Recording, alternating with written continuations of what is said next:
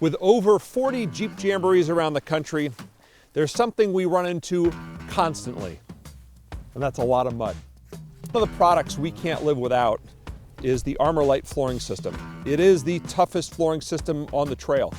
Mother Nature throws us a curveball once in a while and brings us lots of rain, sometimes some snow, and it creates for a lot of fun off-road driving, but the cleanup is sometimes a challenge. This product is mildew and moisture resistant. It creates as a sound barrier along the flooring of your vehicle. And it also acts as a heat barrier as well, keeping some of that heat out of your vehicle. Just over an hour to install a whole unit, something that is a game changer for your vehicle as you go forward.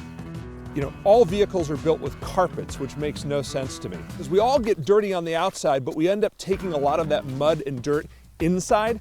There's nothing worse than a wet or muddy carpet. The odor is terrible, and this product just eliminates all of those problems for you.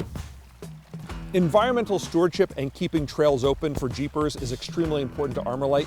They've even taken it a step above, and they're making their product with 30% recycled material. They're also big supporters of the Tread Lightly program, which is extremely important to all of us.